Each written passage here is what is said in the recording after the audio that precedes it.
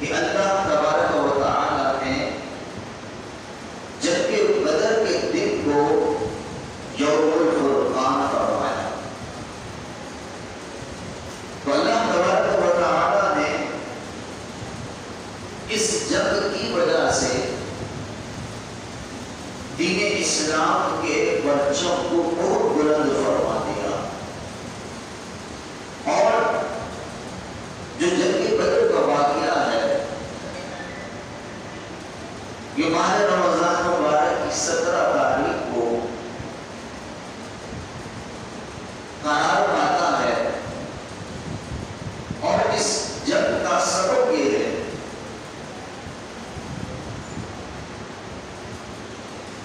کہ مدینہ طیبہ میں جب پیارے محبوب علیہ السلام تشریف فرما ہوئے، جو کفار قریش تھے وہ مدینہ پاک کے اطراف میں آ کر لوٹ مار کرتے چلے جایا کرتے تھے، تو پیارے محبوب علیہ السلام نے یہ ارادہ فرمایا کہ جب اس بات کی اطلاع ملی کہ کفار مکہ کا تجارتی قافلہ ملک شام سے تجارت کر کے مکہ مکرمہ میں واپس لوٹ رہا ہے، تو پیارے محبوب علیہ السلام نے چند صحابہ کرام رضی اللہ تعالی عنہ کے جن کی تعداد 30-40 بیان کی جاتی ہے، ارادہ فرمایا کہ ان صحابہ کرام رضی اللہ تعالی عنہ کے گروہ کے ساتھ اس شام سے آنے والے قافلے کو روک لیا جائے، اور اس بات کی خبر پہنچی تھی کہ اس شام سے آنے والے تجارتی قافلے میں ابو سفیان موجود ہے، اور ان کا گزر مدینے کے اطراف سے ہوگا،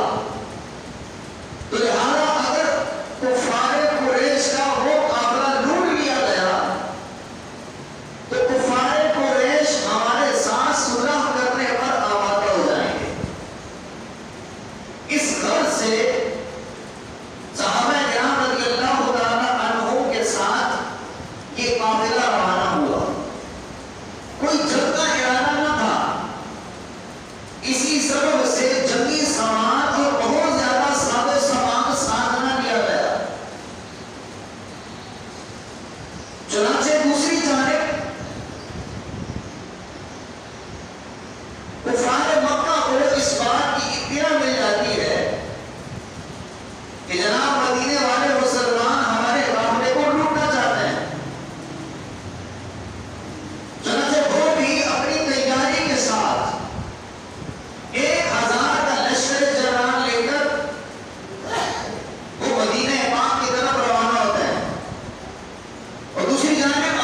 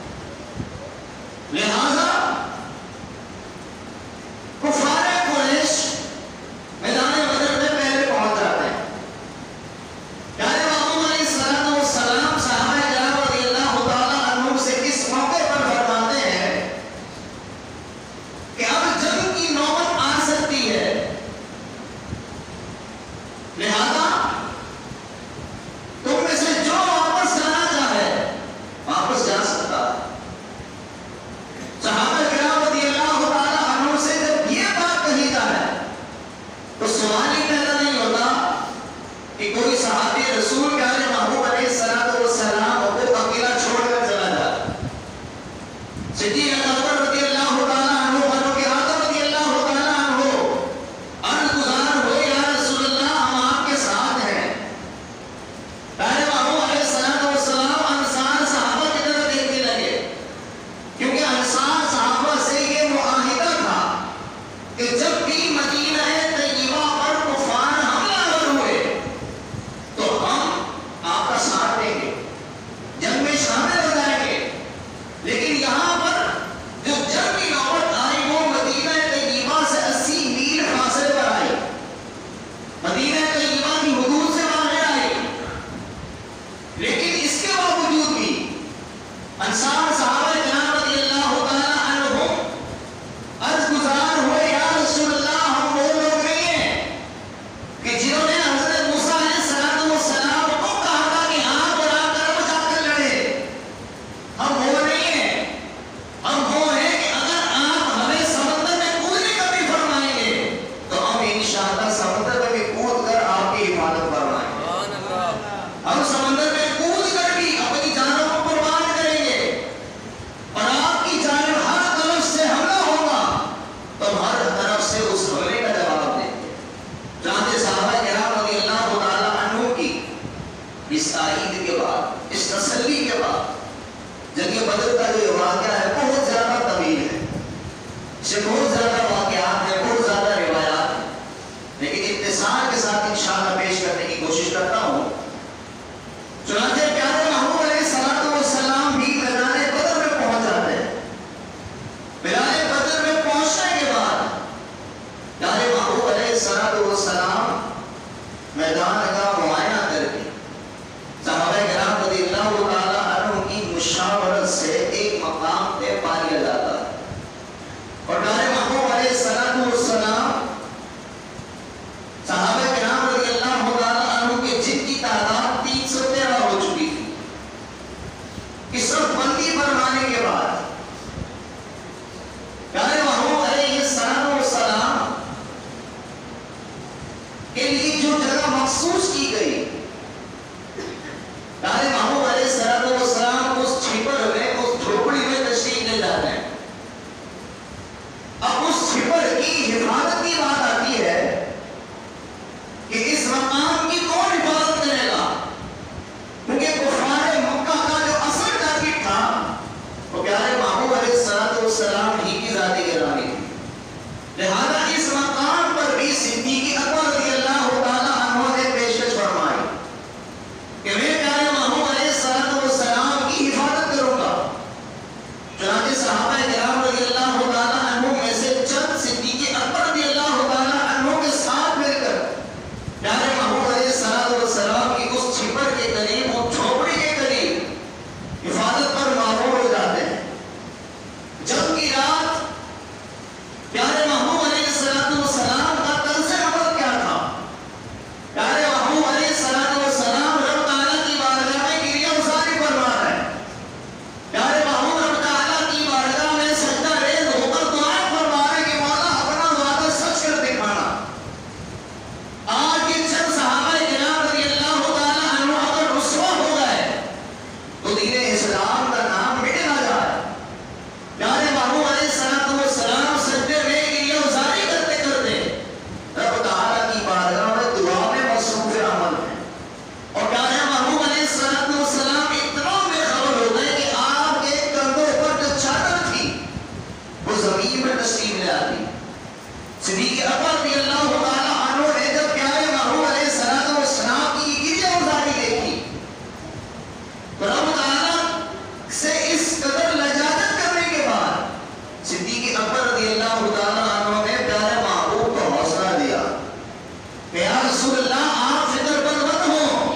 انشاءاللہ رب تعالیٰ ہمیں کامیابی عطا فرمائے گا. رب تعالیٰ ہمارے ساتھ کیے ہوئے باتیں کو سچ فرمائے گا. چنانچہ صدیق اکبر رضی اللہ تعالیٰ عنہ کی اس تسلی کے بعد پیارے محبوب علیہ السلام دعا کے سلسلے کو روک دیتے ہیں. اور اسی رات پیارے محبوب علیہ السلام اس وقت جنگ ہوتی ہے. پیارے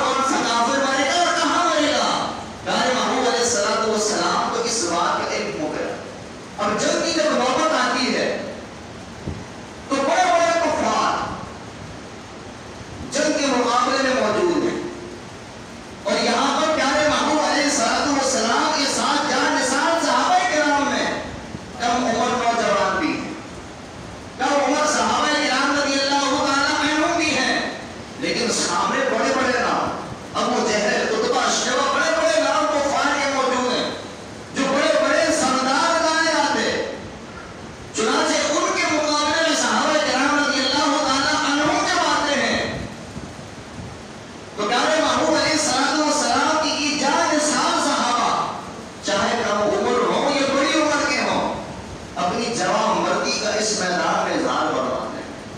اور اس جنگ کے اندر جو سب سے بڑا کافر تھا جس کا نام ابو جہل، جس کی بدبختی پورے عالم میں پوری دنیا تک یہ قائم رہے گی، اس کی بدبختی کو بیان نہیں کیا جاتا رہتا ہے، کیونکہ اس کے کہنے پر بڑے بڑے پیارے محبوب علیہ السلام نے وہ ذات دکھا، لیکن یہ بدبخت مسلمان نہ ہوا. پیارے محبوب علیہ السلام کی شان میں گستاخی اس کی بہت مشہور تھی. چند کم عمر صحابہ کرام رضی اللہ تعالی عنہ میں سے دو شہزادے معاذ اور محمد رضی اللہ تعالی عنہ کا جو یہ عظیم واقعہ ہے کہ اپنی مثال آپ ہے. یہ دونوں شہزادے ابو جہل کے بارے میں پوچھتے ہیں کہ ابو جہل ہے کون؟ ہمیں بتایا جائے کہ ہم ابو جہل کو ہلاک کریں گے. جب یہ شہزادے صحابہ کرام رضی اللہ تعالی عنہ سے استفسار فرماتے تھے کہ ابو جہل کون ہے، اور بھی مطالعہ فرماتے تھے کہ ابو جہل کا کیا کریں گے، اس کا اتنا بڑا نام ہے، وہ اتنا بڑا بہادر ہے، اتنا مقابلہ کرنے والا ہے، اس کے آگے یہ نوجوان کیا کریں گے. لیکن ان کا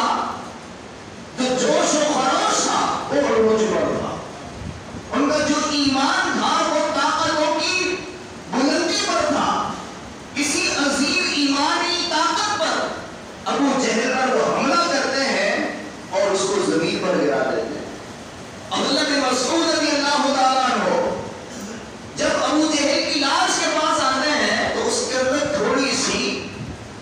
زندگی کی لچک موجود ہوتی ہے، کچھ سانسیں باقی ہوتی ہیں.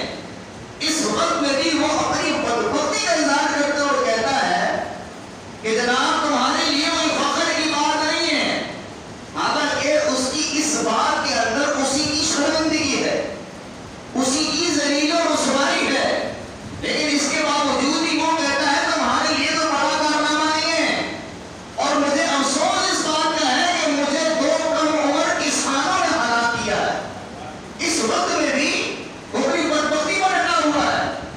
اور اپنی ذلت اور رسوائی کا اعتراف کرنے کے بجائے کہہ رہے جناب تمہارے لیے تو بڑا کمال نہیں ہے. اور حضرت معاذ حضرت محمد رضی اللہ تعالی عنہ کے حملے میں کہ ابو جہل مر جاتا ہے اور شہید ہونے والے صحابہ کرام رضی اللہ تعالی عنہ کی جو تعداد ہوتی ہے وہ 14 ہوتی ہے. لیکن کفار قریش کے بڑے بڑے سردار جب مارے جاتے ہیں،